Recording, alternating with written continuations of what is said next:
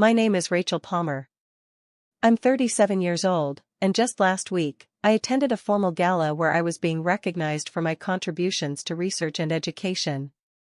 It was a night I had looked forward to for weeks, a celebration of the career I'd spent years building from the ground up. But life has a strange sense of timing. As I stepped into the restroom for a moment of quiet, I came face to face with someone I hadn't seen in almost 15 years, my mother. She was standing at the sink, carefully reapplying her lipstick, every inch the polished socialite she had always prided herself on being. For a second, I wondered if she'd even recognize me. But then her gaze lifted to the mirror and locked on my reflection. Her hand froze mid-stroke, and I saw her jaw clench ever so slightly. "Rachel," she said, her voice crisp and emotionless, as if we'd simply bumped into each other during brunch at the country club, not in a bathroom after over a decade of silence. "I didn't expect to see you here." I steadied myself, tightening my grip on my clutch. "The feeling's mutual," I replied, keeping my tone measured. "What brings you to this event?" She turned toward me, posture straight, always composed. "Your father and I were invited, naturally. We've long supported organizations related to education." "And you?" "I'm being honored tonight," I said, meeting her eyes without flinching. "For my work in research." There was a flicker, barely a shift, but I caught the hint of surprise in her expression before she quickly buried it. "I see," she said, turning her attention back to the mirror. "Well, I suppose everyone finds their path eventually." Her words sent me reeling back to the day I left home for good. I was 19. The years leading up to that moment had been anything but kind. I'd battled depression throughout high school, but in our house, struggles like that weren't acknowledged, let alone understood. "What do you even have to be sad about?" she had snapped once when I tried to open up. Her voice had been laced with irritation, her patience non-existent. "You have everything. More than most kids your age. Stop making excuses." But I had been drowning. The endless pressure to be perfect, to uphold the Palmer family image, was crushing. I tried to keep up, but by my junior year, my grades were slipping. By senior year, I was barely functioning. My parents didn't see a young woman in pain. They saw a disappointment. A blemish on their carefully curated life. When I was accepted into a community college, my father exploded. "This family has standards," he'd shouted, pacing the living room while I stood frozen, still clutching my acceptance letter. "And all you've done is drag us down. If you want to throw away your future, do it without our help." That was the night I was kicked out. I'll never forget the weight of the duffel bag I carried as I left, not just filled with clothes, but with the harsh reality of being completely on my own. Neither of them came to the door. My mother had remained on the couch, scrolling through her phone like I wasn't even there. My father had retreated into his study, his words hanging in the air like smoke. I walked away feeling invisible. Like I had never really belonged in their world at all. For the first few weeks, I crashed at a friend's place, sleeping on her pull-out couch while I tried to figure out where my life was headed. Community college wasn't glamorous, but it felt like the one thing I could still control. I picked up part-time hours at a local diner, enough to cover tuition and scrape together rent. Eventually, I managed to move into a tiny studio apartment. It wasn't much, and everything felt like a grind, balancing work, coursework, and the heavy cloud of failure that never seemed to leave me. But being away from their constant judgment gave me something I hadn't had in a long time: room to breathe. The air was thin, but it was mine. That first year blurred by in a haze of late-night study marathons and back-to-back shifts at the diner. I decided to major in chemistry, partly because I loved it, and partly because I needed to prove to myself, and maybe to them, that I was capable of more than they'd ever given me credit for. It wasn't easy. My high school record was nothing to brag about, and I constantly felt like I was running to catch up. But for once, I wasn't suffocating under the weight of someone else's expectations. I could just focus on learning. I still remember the day I got back my first chemistry exam. I had poured everything into preparing, memorizing formulas, practicing reactions, drilling concepts until they echoed in my dreams. When the professor handed me my paper, my hands shook. And there it was, 92%. Not perfect, but more than enough to bring tears to my eyes. I had earned that. It was the first real step I'd taken to reclaim myself after everything had collapsed. Over the next few years, I grew in ways I never imagined. College wasn't smooth sailing, but I learned how to work through obstacles, how to push even when things felt impossible. By the time I completed my associate's degree, I wasn't just a student anymore, I was someone who had learned to fight for her place. I transferred to a university and kept pushing forward.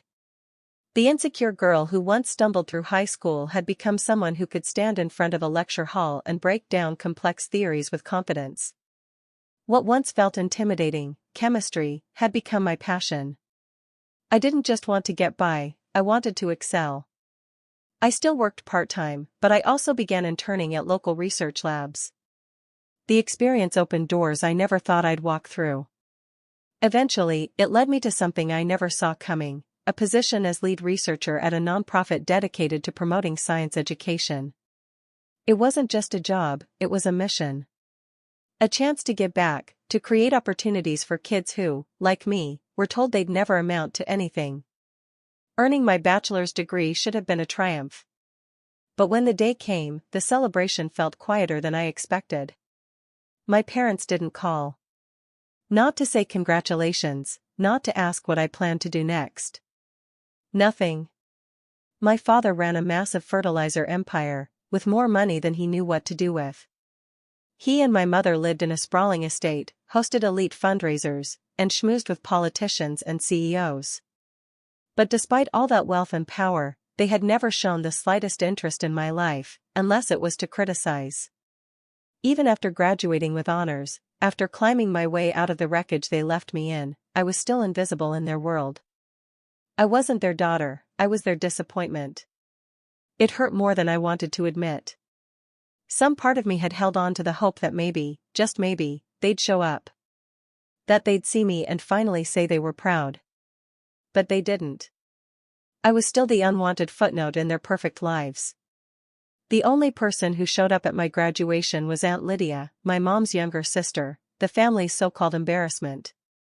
My parents had always dismissed her as eccentric, too unorthodox for their liking. But Lydia had always shown me kindness, even when no one else did. She was the only one who remembered my birthday every year, the one who reached out when my own parents couldn't be bothered. She was the black sheep in their eyes, but to me, she was family. The only family who ever really saw me. When I spotted her in the crowd, a lump rose in my throat. There she was, waving with all the enthusiasm in the world, her eyes lighting up like I was the only person that mattered. After the ceremony, I found her in the parking lot, holding a massive bouquet of flowers and grinning ear to ear. "You did it, kid," Aunt Lydia said, pulling me into one of her signature bear hugs. "I'm so proud of you." It wasn't everything, but it was something. In the place of the cold silence I'd received from my parents, her warmth was a balm. Aunt Lydia had always reminded me that family didn't have to mean perfection, that love could show up in the places you least expected it. She didn't care that I hadn't followed the path my parents mapped out. She cared that I'd made it anyway, that I kept going, even when the road was hard. A few months after graduation, while wrapping up a research project at the university, one of my professors, Dr. Collins, asked to speak with me. He was old school through and through, a textbook chemist with an encyclopedic mind and a love for the periodic table that bordered on poetic. But he had always seen something in me, my focus, my determination, the fire I kept hidden behind quiet persistence. "Rachel," he said, his tone deliberate and calm, "I've been speaking with a few colleagues at Oxford. They're launching a research program in environmental chemistry. I recommended you for it." I blinked, thinking I must have misheard him. Oxford? The Oxford? It sounded absurd. Someone like me? But he wasn't joking. He told me it wasn't just an opportunity, it was the beginning of something real, something important. He said I belonged there. "Don't let fear stop you," he told me. "You've already done the hard part." Now it's time to reach higher. So I applied, still unsure if I even had a shot. The application process was intense: interviews, essays, lab submissions, but I pushed through. A few weeks later, the email came in: "We are pleased to inform you that you've been awarded a research grant for your proposed work in environmental chemistry at Oxford University." I didn't tell anyone. Not my parents. Not my old friends. The only person who knew was Aunt Lydia. I called her a few days before my flight, nervous but determined. "You've come too far to stop now," she said. "Go. This is your chance. Don't let anyone weigh you down." She understood why I needed to leave. Why I needed to start over, free from the shadow of disappointment, free from the weight of other people's expectations. I asked her not to tell anyone. I didn't want the judgment, the questions, the guilt. I just wanted a clean slate. So I boarded a flight to England with nothing but a backpack, a passport, and the hope that I could finally become the version of myself I had always dreamed of. No baggage. No apologies. Oxford was overwhelming at first. The accent, the culture, even the silence of my new flat felt foreign. But I threw myself into the work. Slowly, I found my footing. I started collaborating on projects that mattered, real research that had the power to shape policy and impact the planet.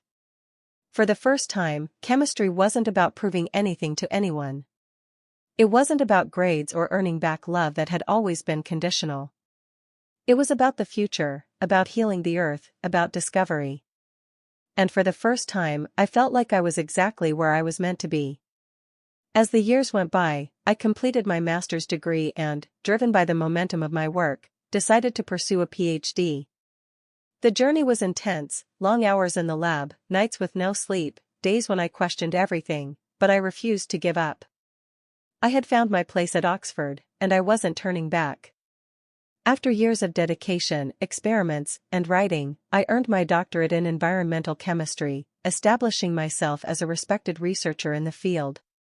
What came next felt like something out of a dream. I was offered a professorship at the University of Cambridge, a position I never dared to envision, not because I didn't think I was capable, but because opportunities like that always felt reserved for someone else. I had clawed my way to that moment, and still, the recognition felt surreal, like it was happening to a different version of me. At Cambridge, I discovered a passion I hadn't expected: teaching. Guiding students, mentoring, sharing what I'd learned, it gave me a sense of purpose I never saw coming. To stand at the front of a lecture hall, to have students listen, ask questions, and look to me for insight, it was more rewarding than I could have imagined when I was struggling through community college, unsure if I belonged anywhere. Still, a small part of me always looked back, wondering if anyone from home ever thought about where I ended up, if anyone cared enough to find out. Since the day I left, there had been nothing. No phone calls. No letters. No apologies. Just silence. And even after all these years, that silence echoed. As my mother turned back toward the mirror, casually fixing her lipstick, her words, "Everyone finds their way eventually," hung in the air. I felt the familiar weight settle in my chest, the one I used to carry everywhere. I thought of all the times they told me I wasn't enough. The rejection when I got into community college. The night I was kicked out. The years of pretending I didn't exist. I had built a life they'd never been a part of. I had moved across the world, earned 2 advanced degrees, and made a name for myself in a field they never took seriously. I had gone from being the disappointment they cast aside to someone who now spoke at global conferences and shaped the future of science through her students. And yet here she was, treating my entire journey like a minor footnote. As she walked out of the bathroom, slipping back into her world of curated smiles and polished conversations, I watched her go, not with anger, but with clarity. I didn't need her anymore. I didn't need either of them. I had created a life on my own terms, without their approval, without their presence. And even though they would never understand it, that truth, that strength, was enough. The gala resumed not long after she disappeared into the crowd. I took a deep breath, letting the moment roll off me like water. The soft clink of champagne glasses, the hum of conversations, it all faded into the background as I stepped forward. The stage lights warmed my face, the room quieted, and I finally took the place I had spent years fighting to reach. This was my moment. My story. And it was mine alone to tell. I stepped forward toward the stage, heart pounding, as my name echoed through the auditorium. Rachel Palmer, the announcer's voice boomed, recognized for her groundbreaking work in education and sustainable chemistry. The applause roared around me, thunderous and echoing, but it felt oddly distant, like I was watching it happen to someone else. I climbed the steps, keeping my posture steady, but inside, I was trembling. Not from nerves, but from the surreal weight of the moment. No one here knew the road I had taken to get to this stage.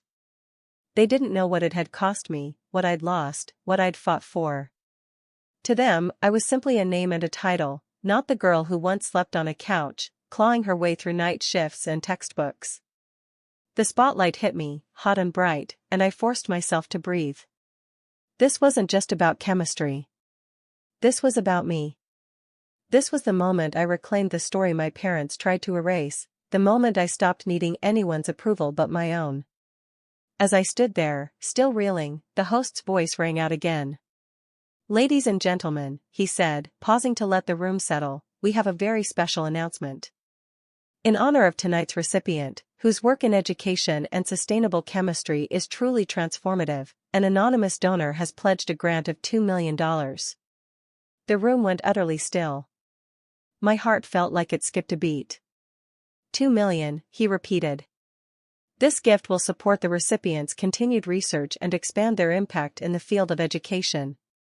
I stared ahead, stunned.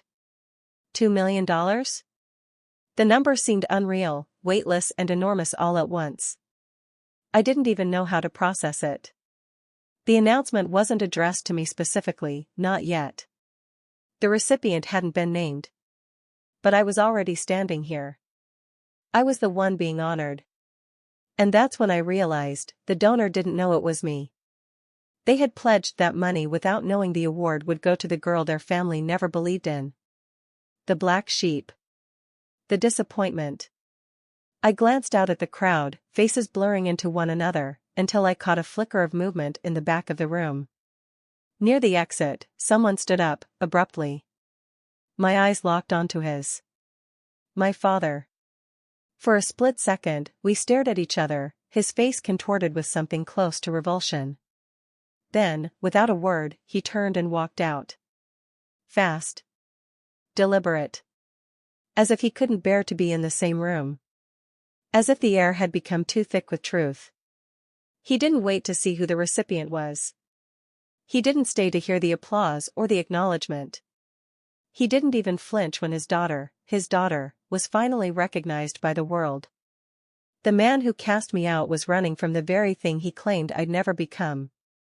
My chest tightened, a cocktail of emotions bubbling up, rage, heartbreak, disbelief, and something deeper. Something heavier. This was supposed to be the moment I had dreamed of. The moment I'd worked for, suffered for, fought to reach. But instead of pride, I felt the weight of everything he had refused to see in me, everything he still couldn't face. Because to him I would never be worthy. And that, more than anything, is why he walked out.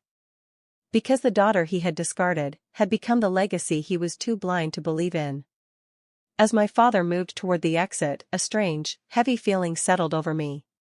Something was off, his departure felt too abrupt, too deliberate. But before I could make sense of it, the announcer's voice cut through the room once more.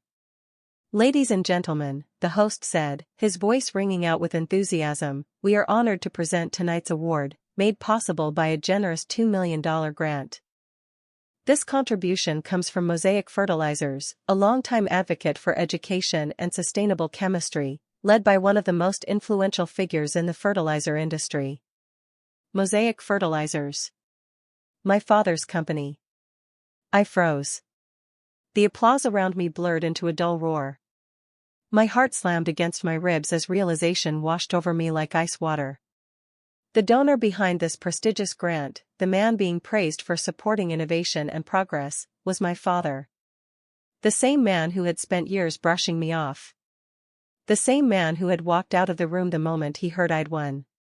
He was the one funding this award. My award. The irony was suffocating.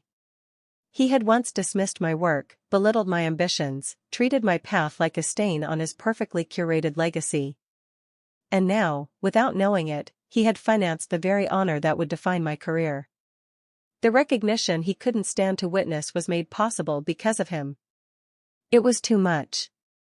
I stood frozen as the applause continued, hollow and distant. The words in the announcer's speech melted into background noise, replaced by the roaring in my ears and the crushing weight of what had just been revealed.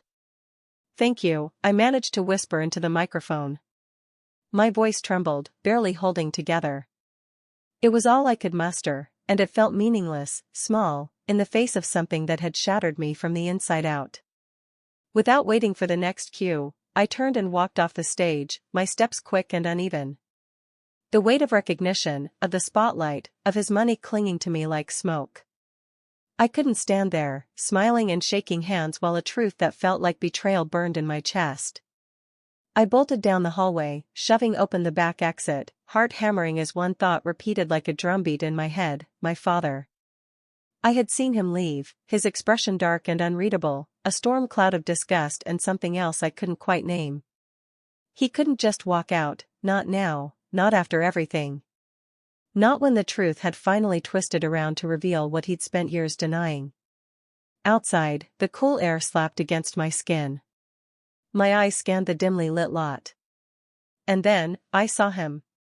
He stood by his car, back turned, hands clenched at his sides. I didn't think. I just ran. "Dad."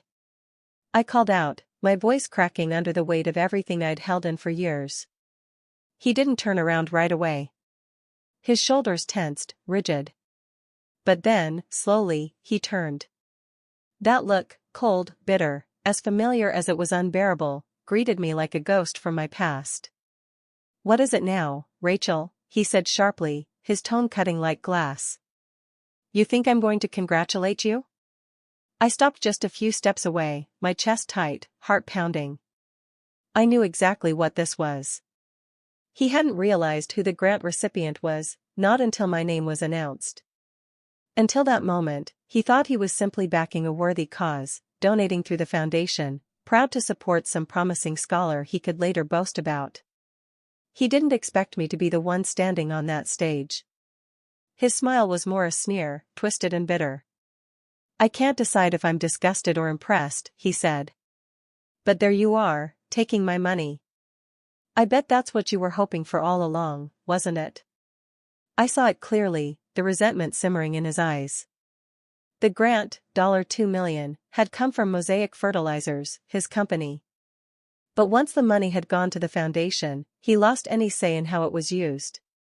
They reviewed the applicants. They made the selection. And they chose me. The irony of it hit hard. "I didn't ask for this," I said, steadying my voice. "I didn't ask for your money or your approval. I earned this, just like everything else."